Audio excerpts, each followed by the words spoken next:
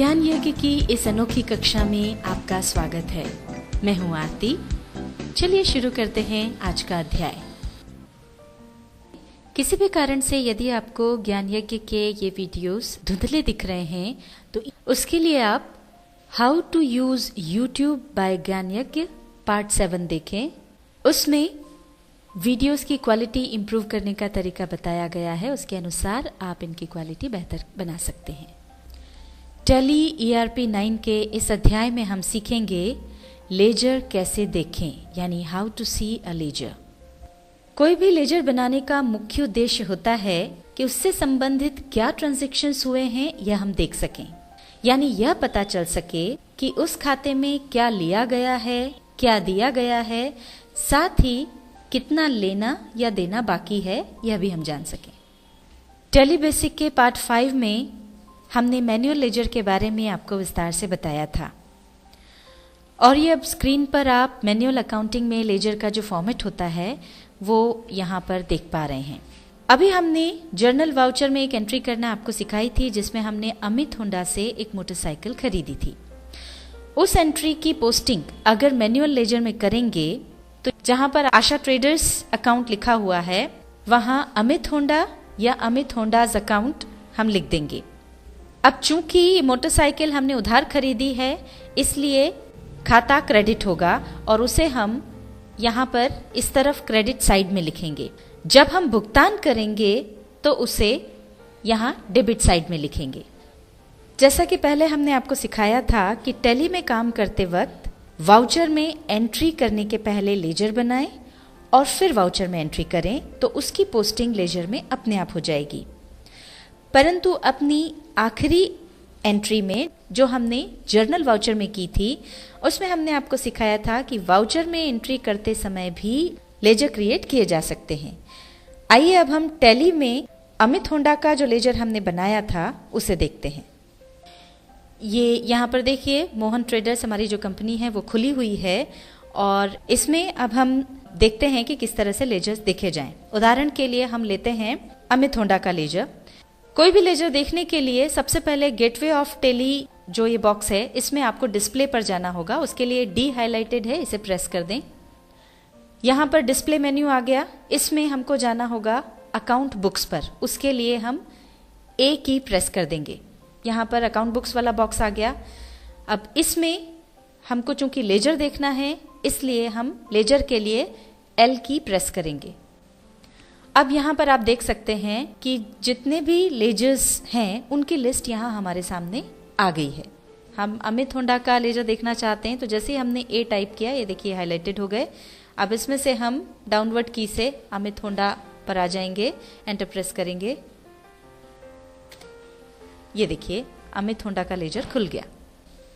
Tally में laser इस तरह से दिखता है। यहाँ पर ये देखिए डेट आ गई इस ट्रांजैक्शन की। 5 मई को मोटरसाइकिल खरीदी थी। जर्नल वाउचर में इसकी एंट्री हुई है और चूंकि वो उधार खरीदी थी इसलिए क्रेडिट में ये 50,000 रुपए आ गए। यहाँ चूंकि कोई भुगतान नहीं हुआ है इसलिए क्लोजिंग बैलेंस में आप देख सकते हैं 50,000 रुपए ये पूरे देना बाकी यहाँ पर दिख रहे हैं। अब हम इसकी पेमेंट की एंट्री देखते हैं। जिस तरह से डे बुक में हमने देखा था कि यहाँ नीचे की तरफ कुछ ऑप्शंस होते हैं उसी तरह से आप देख सकते हैं कि लेजर में भी आपको यहाँ पर वो ऑप्शंस मिलते हैं। अब मान लीजिए हमारा अगला जो ट्रांजैक्शन है पेमेंट का वो 6 तारीख को हुआ, तब उसकी एंट्री अगर हमको करना है तो वो यहीं से हम कर सकते हैं। हम यहाँ से ऐड वाउचर वाला ऑप्शन चूज करेंगे और उसके लिए हम शॉर्टकट की अल्टर ए दबाएंगे। ये देखिए यहाँ पर ये जर्नल वाउचर खुला है पर हमको चूंकि एंट्री पेमेंट वाउचर में करना है इसके लिए पेमेंट वाउचर पर जाने के लिए हम प्रेस करेंगे की F5। सबसे पहले हम इसमें डेट चेंज करेंगे F2 की प्रेस करके। ये 6 तारीख आ गई, इसको एक्सेप्ट करने के लिए एंटर प्रेस कर देंगे। अब यहाँ पर हम अमित होंडा को अभी ऐसा मान लें कि 25,000 का भुगतान कर रहे हैं तो चूंकि अमित होंडा को ये भुगतान किया जा रहा है इसलिए डेबिट में आ जाएगा अमित होंडा का अकाउंट। ये हम अमित होंडा चुन लेंगे। ये देखिए यहाँ पर आप देख सकते हैं कि अभी चूंकि हमने कोई पेमेंट नहीं किया है तो यहाँ करंट बैलेंस में 50,000 रुपए क्रेडिट आ रहा है। अब हम यहाँ डेबिट में जैसे ही 25,000 डालेंगे एंटर प्रेस करेंगे तो ये देखिए यहाँ पर अब जो करंट बैलेंस है वो अपने आप 25,000 रुपये रह गया। क्रेडिट में चूंकि हमने कैश में पेमेंट किया है इसलिए कैश अकाउंट ले लेंगे। क्रेडिट में 25,000 रुपये आ गया। अब हम आगे बढ़ेंगे, नरेशन लिख देंगे, cash payment to Amit Honda, enter press करेंगे। एक्सेप्ट करते ही हम वापस अमित होंडा के लेजर पर आ गए, पर आप यहाँ देख पा रहे हैं कि वो एंट्री हमको यहाँ नजर नहीं आ रही है। ऐसा इसलिए कि वो एंट्री 6 मई की है और यहाँ पर जो पीरियड है वो 1 मई से 5 मई तक का है, इसलिए वो एंट्री हम नहीं देख पा रहे हैं। तो हम अगर इस पीरियड को चेंज कर देंगे तो हम 6 तारीख की एंट्री देख पाएंगे। तो पीरियड चेंज करने के लिए हमको F2 की प्रेस करना होगी। अब ये यहाँ पर 1/5 से 5/5 तक का है, तो 2 में हम जाकर के 5 की जगह 6 मई ले लेंगे, एंटर प्रेस करेंगे। ये देखिए, ये जो हमने एंट्री की थी वो यहाँ पर आ गई। 6 तारीख की एंट्री है, पेमेंट वाउचर में हुई और डेबिट में 25,000 आ गया। और अब हम क्लोजिंग बैलेंस जब देखते हैं तो ये देखें, यहाँ हमको केवल अब 25,000 यहाँ पर क्लोजिंग बैलेंस नजर आ रहा है, जो कि अभी देना बाकी है। अब मान लीजिए 8 तारीख को हमने उसका बचा हुआ पेमेंट यानी बचे हुए 25,000 का पेमेंट भी कर दिया। अब चूंकि हमारी ये जो एंट्री होगी 8 तारीख की वो भी बिल्कुल इसी एंट्री की तरह है। इस ट्रांजैक्शन में भी 25,000 रुपए का भुगतान हुआ है, इसलिए इसकी एंट्री भी पेमेंट वाउचर में ही होगी। डेबिट और क्रेडिट जो है वो भी सेम ही होना है। तो इसकी एंट्री जो है, हम यहाँ पर एक हमको नीचे ऑप्शन दिया होता है डुप्लीकेट। डुप्लीकेट की मदद से हम इस तरह की एंट्रीज कर सकते हैं। जैसे आपको रेंट देना होता है तो हर महीने रेंट सेम ही होता है और उसकी सेम ही एंट्री होना होती है, या सैलरी देनी है और वो पूरे साल भर तक हर महीने एक जैसी एंट्री होती है, तो इस तरह की जो एंट्रीज होती हैं उनको इसकी मदद से किया जा सकता है। जिस भी एंट्री को डुप्लीकेट करना है वो पहले से सिलेक्टेड हो। जैसे यहाँ पर हमारी ये 6 तारीख वाली एंट्री जो है वो सिलेक्टेड है, इसी को हमको डुप्लीकेट करना है। तो अब Alt 2 दबा करके ये हम देखिए पेमेंट वाउचर पर आ गए। अब ये यहाँ पर देखिए, ये पेमेंट वाउचर नंबर जो था 12 था, डुप्लीकेट करते से ही पूरी की पूरी एंट्री हमारे सामने आ गई है, नरेशन वगैरह सब लिखा हुआ है। इसको एज इट इज हमको ले लेना है, पर हमको जो एक चेंज इसमें करना है वो है डेट। जैसे ही हम डेट चेंज करेंगे यहाँ पर वाउचर नंबर अपने आप चेंज हो जाएगा। डेट चेंज करने के लिए हम प्रेस करेंगे F2 की। यहाँ पर हम डेट डाल देंगे 8 तारीख और इसके बाद एंटर प्रेस करेंगे। ये देखिए यहाँ पर डेट चेंज हो गई है और उसके साथ ही वाउचर नंबर भी बदल गया है। अब अगर यहाँ पर आपको अमाउंट में कोई चेंज करना हो तो वो भी आप कर सकते हैं। चूंकि हमको इस एंट्री में अमाउंट में भी कोई फेरबदल नहीं करनी है, इसलिए बजाय एंटर करते हुए जाने के, जैसा कि हमने पहले सीखा था, हम सीधे यहाँ से एंट्री को एक्सेप्ट कर सकते हैं। इसके लिए यहाँ पर शॉर्टकट की है कंट्रोल ए प्रेस करेंगे और इसके साथ ही देखिए एंट्री यहाँ पर आ गई।